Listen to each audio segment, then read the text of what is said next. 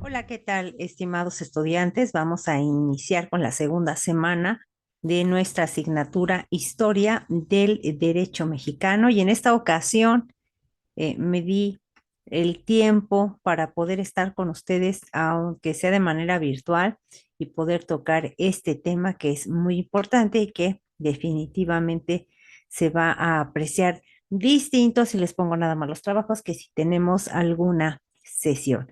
Y bueno, pues antes de tratar el tema central que es la historia del derecho, pero ya eh, llegando los españoles a la conquista, es necesario hacer una breve reseña de lo que fue el derecho prehispánico en América. Y la verdad es que resulta muy importante dejar bien claro que durante la etapa neolítica de la humanidad en los territorios a que ahora estamos haciendo referencia respecto a un orden jurídico antes de que los europeos llegaran a tierras de América. En cada una de las culturas se desarrolló un código, una normatividad que fue después transformada a partir de la llamada conquista o encuentro de dos mundos.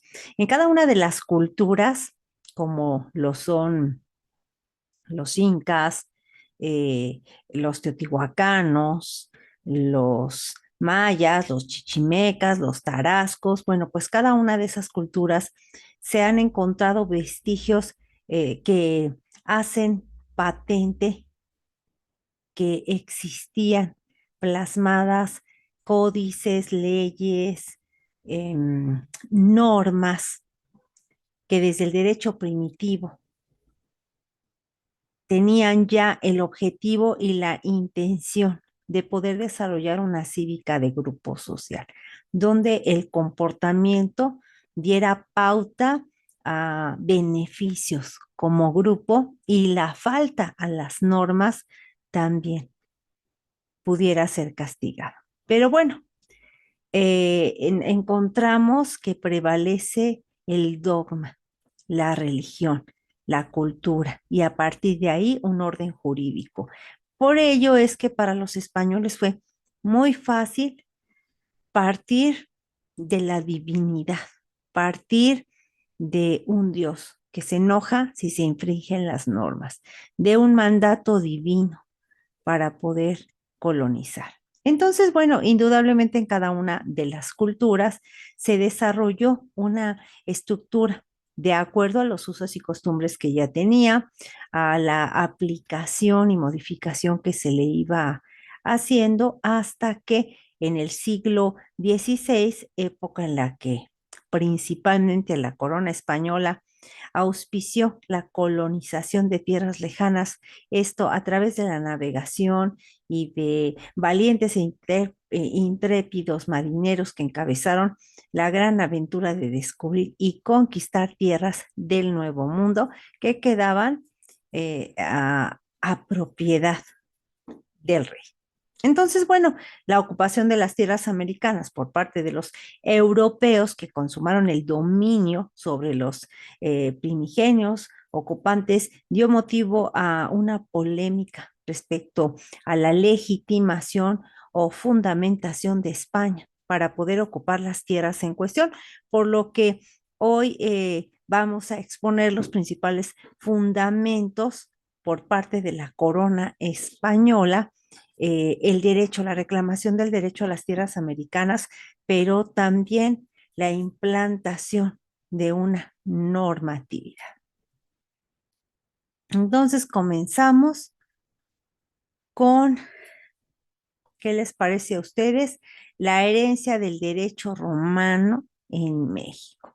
Y nos vamos rapidito para poder llegar a España, pero vamos a comenzar con las bulas papales, que este es el primer fundamento que los españoles hicieron valer para fundamentar el derecho que tenían a ocupar lo que hoy conocemos como México, en consecuencia, para poder entender la el fundamento, la justificación, debemos partir de la aceptación que hay un documento o una resolución papal que era divina y que por eso estaba totalmente acreditada.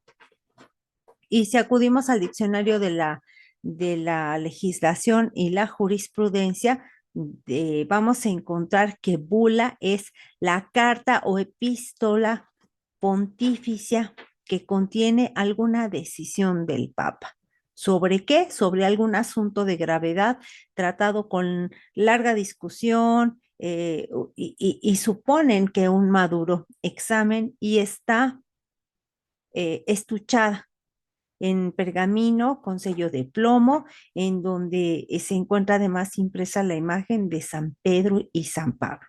Eso es a lo que llamamos bula, por traer pendiente el sello de plomo en figura de bula respecto a la insignia romana. Entonces, estamos hablando de un mandato del pontífice, la línea directa de Dios, para que así en gracia de su voluntad y por ende con justicia, porque lo bueno, lo divino es justo, se autorice a conquistar y hacer suyas unas tierras que apenas descubrió.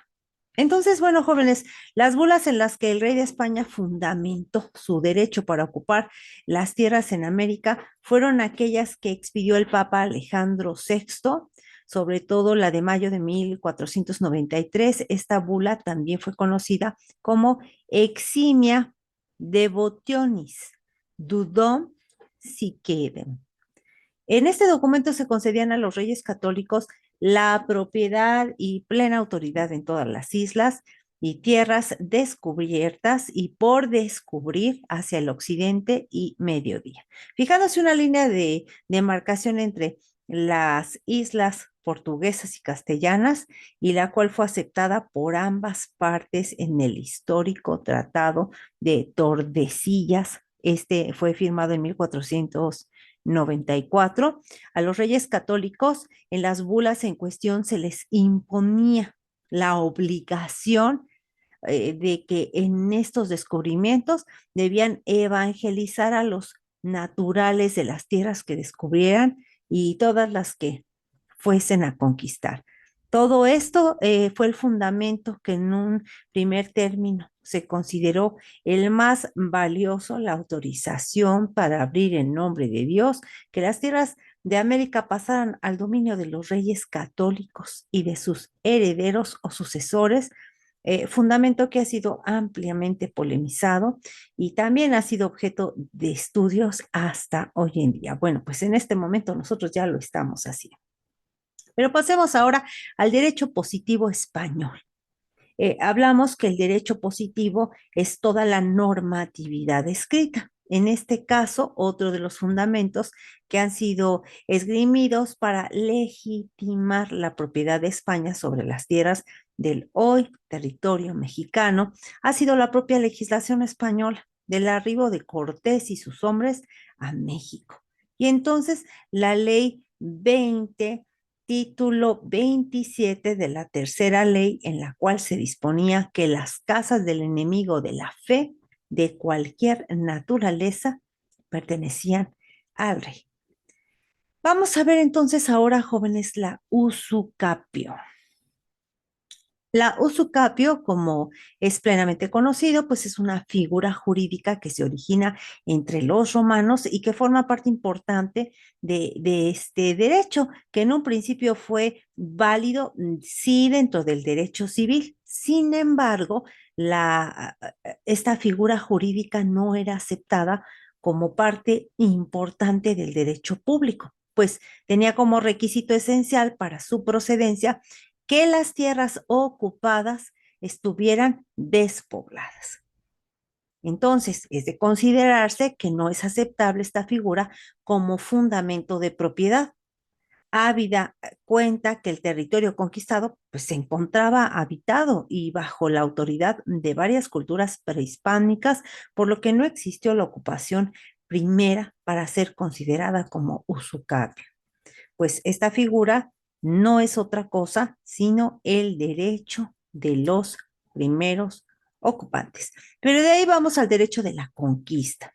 Los tres anteriores fundamentos para legitimar la propiedad de España sobre el territorio nacional han sido objeto y también rechazados por gran número de historiadores y sobre todo juristas que han estudiado este aspecto legal de tanta trascendencia, por lo que, por último, damos a conocer un argumento que probablemente ha sido uno de los más aceptados en el mundo jurídico y también, como es de suponer, es una figura del derecho público que en su momento fue plenamente reconocido como origen o como fundamento de la propiedad de una nación que, que fue impuesta, que se impone a otra por la fuerza.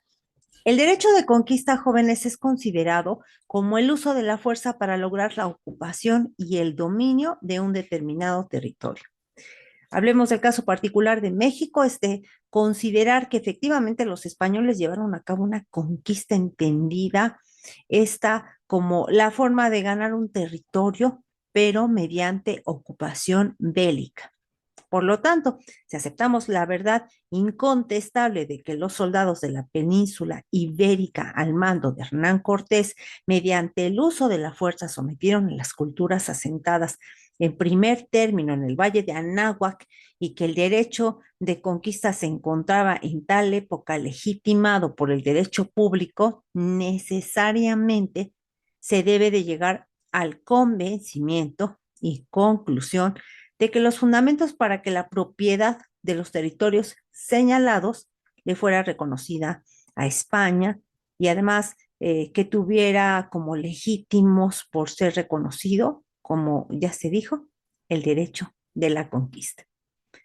Es de importancia que consideremos que aun cuando de una manera somera que encontraron Hernán Cortés y sus hombres a su llegada a territorio mexica o azteca, tal y como se denominaba la cultura dominante en tierras de lo que hoy es nuestra nación mexicana.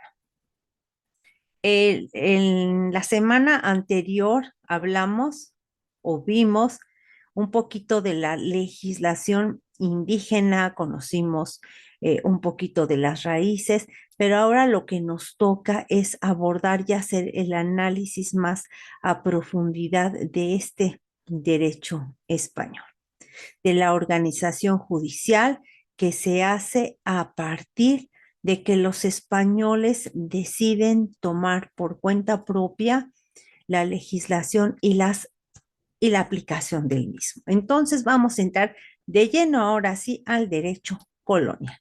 Y es que si nosotros hablamos de la normatividad, de las creaciones legislativas en la Nueva España, indudablemente que fueron las primeras ordenanzas que Cortés dictó para la organización de la Nueva España. Estas tuvieron un contenido muy diverso, pues así vemos cómo ordenó que todo vecino tenía la obligación de prestar las armas que tuviera en sus casas, so pena de multarlos con 10 pesos oro. Asimismo, también se dictaron ordenanzas para obligar a la plantación de árboles de España que eran de trigo, de cebada, legumbres, caña de azúcar y otros más.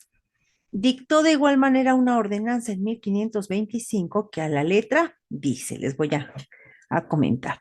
Primeramente ordenó y mandó que cada una de las dichas villas tuviese 2 alcaldes ordinarios, 4 regidores, un procurador, un escribano del consejo de ella, eh, para que así se juzguen las causas civiles como criminales que en las dichas villas y sus territorios se ofrecieran. Entonces, licenciados, un aspecto por demás importante por el defecto y la influencia que tuvo fue el referente a la constitución del primer ayuntamiento, en el lugar designado con el nombre de la Villa Rica de la Veracruz, en donde aquí se elige alcaldes, regidores, alguacil, alguacil mayor, tesoreros, contadores, escribanos y por último, ya constituido el primer ayuntamiento, se nombra a Hernán Cortés Pizarro como capitán del Ejército y Justicia Mayor, quien a partir de tal momento, con esa representación, inició su campaña para someter a todos los pueblos indígenas. Y entonces vamos al derecho indiano. Este derecho, según el maestro Guillermo Floris Margadant, lo dice así a la letra: el derecho expedido por las autoridades españolas o sus dirigentes u otros funcionarios y organismos en los territorios ultramarinos para valer estos. Entonces, es de reconocerse que las normas indígenas tuvieron un papel secundario en la aplicación del derecho español, tal y como consigna en la ley cuarta contenida en la recopilación de Indias de fecha 6 de agosto de 1555 por disposición del rey don Carlos y doña Juana, en la que se dispone lo siguiente a la letra: que se guarden las leyes que los indios tenían antiguamente para su gobierno y los que se hicieran de nuevo. Ordenamos y mandamos que las leyes y buenas costumbres que antiguamente tenían los indios para su buen gobierno y policía, y sus usos y costumbres observados y guardados después que son cristianos, y que no se encuentren con nuestra sagrada religión ni con las leyes de este libro, y las que han hecho y ordenado de nuevo se guarden y ejecuten, y siendo necesario por la presente, las aprobamos y confinaremos con tanto que nos podemos añadir lo que fuéremos servidos. Nos pareciere que conviene al servicio de Dios nuestro Señor y al Maestro y a la conservación y policía cristiana de los naturales de aquellas provincias, no perjudicando a la que tienen hecho ni a los buenos y justos costumbres y estatutos suyos. Entonces, por lo que respecta al derecho privado, la legislación española era la aplicable tanto el ordenamiento de Alcalá, el fuero real, pero sobre todo la ley de las 7 partidas, la que fuese promulgada en 1265 por Alfonso el Sabio.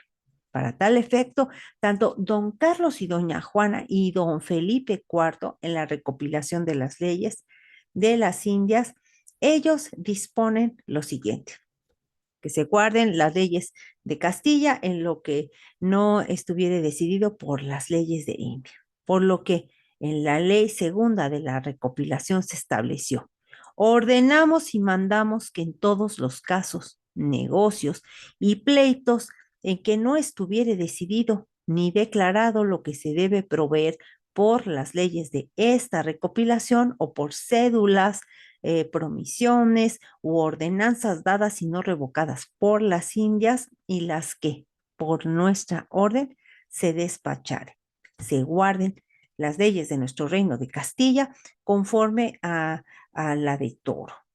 Así, en cuanto a las sustancias, resolución y decisión de pues de las casas, de los negocios y de los pleitos, como a la forma y orden de sustanciar.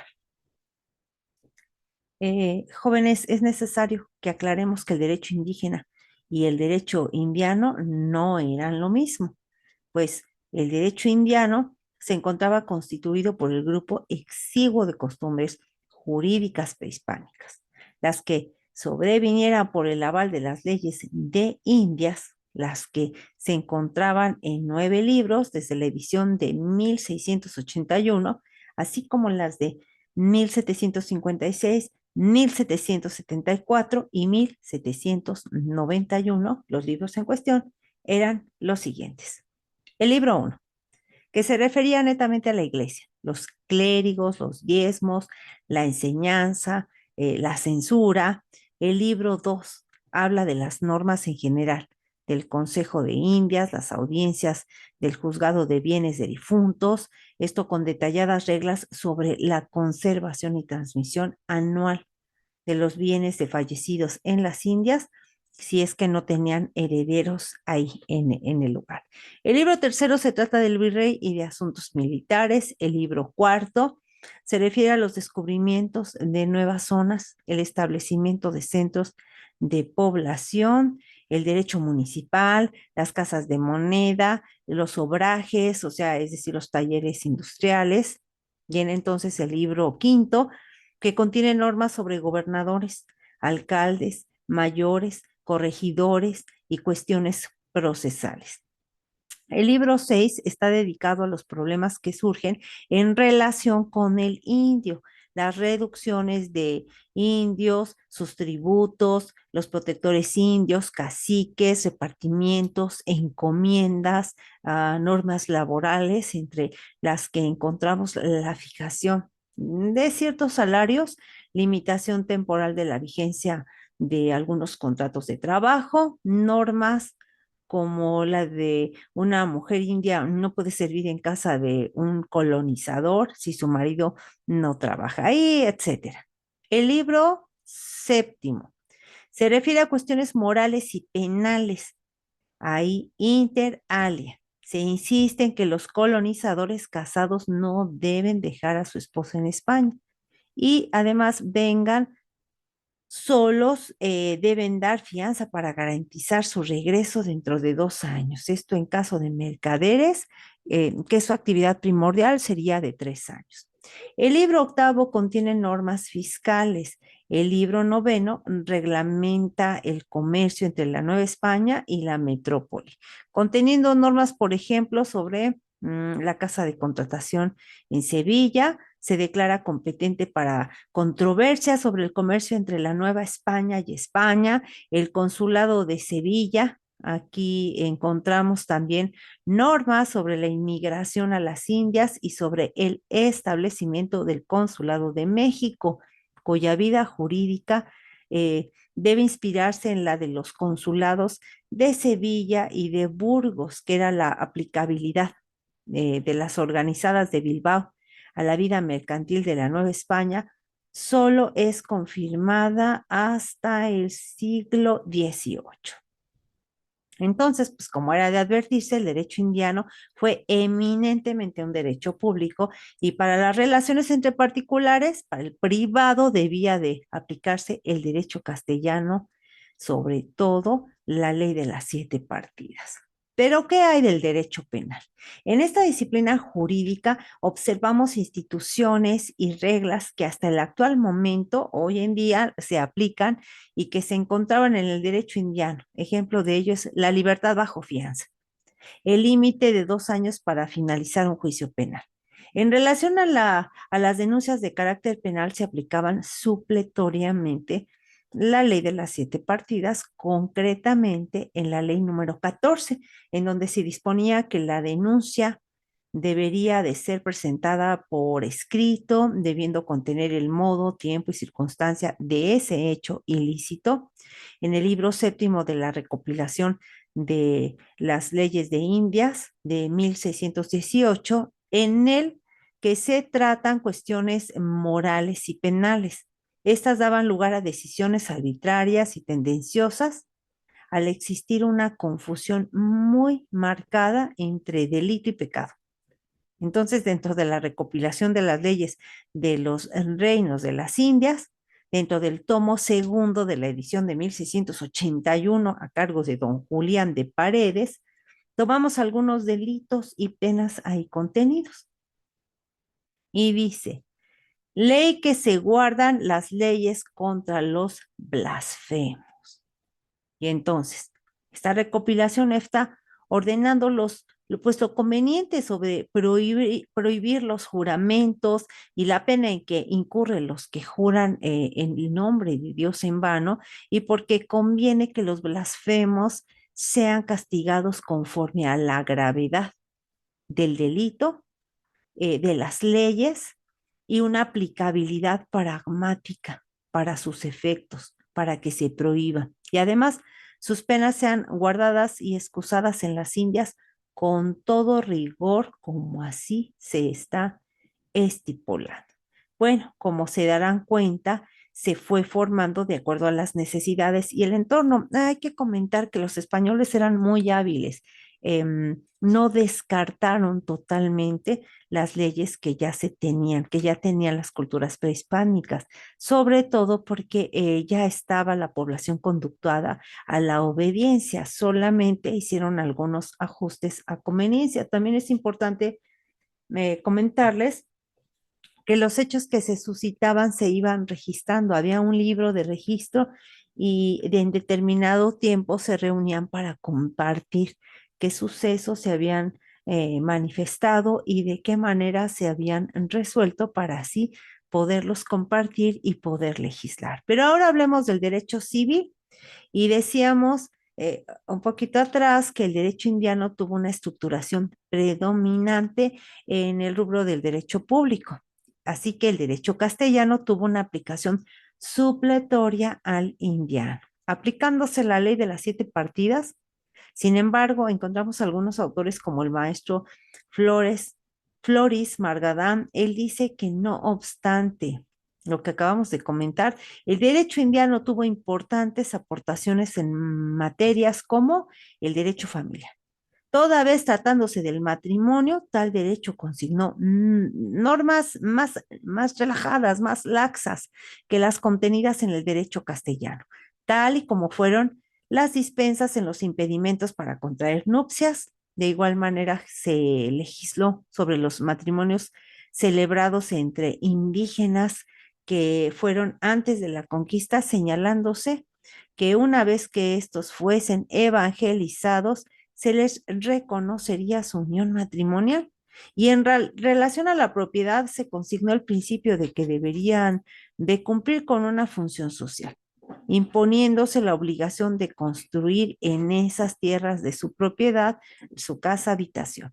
Y en materia de sucesiones se reconoció el Testamento de Indias. En esta materia, en 1771, el rey Carlos IV expidió una real cédula en la que prohíbe que en los testamentos se dejara legados a los confesores del testador y sus parientes, también así como la iglesia. Pero entonces viene la organización judicial en la colonia. Jóvenes, a partir de 1521 y hasta el año de 1821, esta fecha en que se consumó la independencia de México, existieron en el hoy territorio nacional mexicano diversos órganos y dependencias que todavía pertenecían a la corona española para continuar en la atención de contenido jurídico. Los más importantes fueron los siguientes: las audiencias.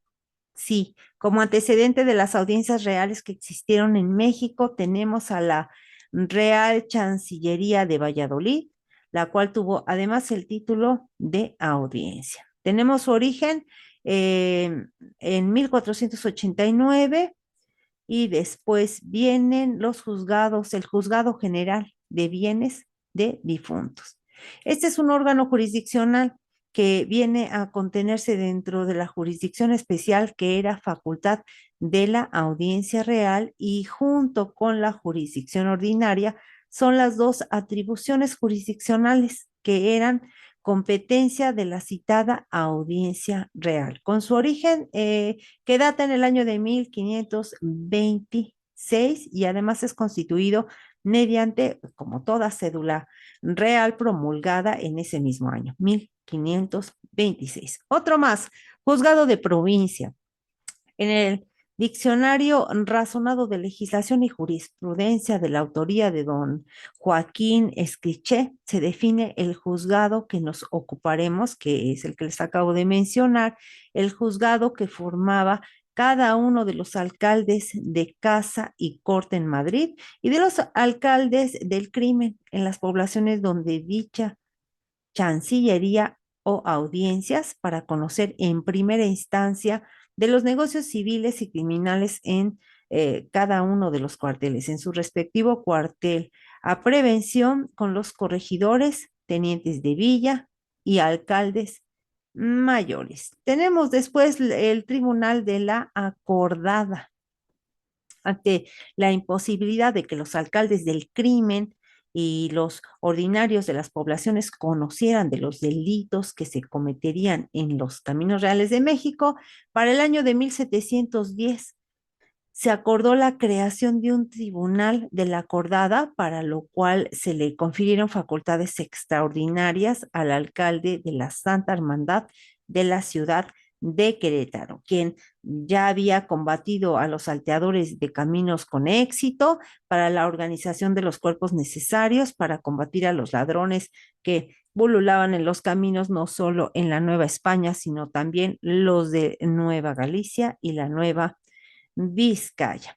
Viene entonces el Juzgado General de Indias. En este juzgado se conocía en primera instancia de los asuntos judiciales en que tenían o formaban parte los indígenas mexicanos, o también en los asuntos en que participaban españoles e indios como partes de un juicio. La segunda instancia se daba ante la audiencia real, y en determinados casos el Consejo Real de Indias podía conocer, pero solamente en revisión de las resoluciones que se impugnaban del juzgado que nos está ocupando. Es importante también resaltar que por disposición de la Ley General de Indias existían en el juzgado de referencia un abogado y un procurador que asistían gratuitamente al actor o demandado o al acusado o al denunciante, por lo que tales personajes intervenían en asuntos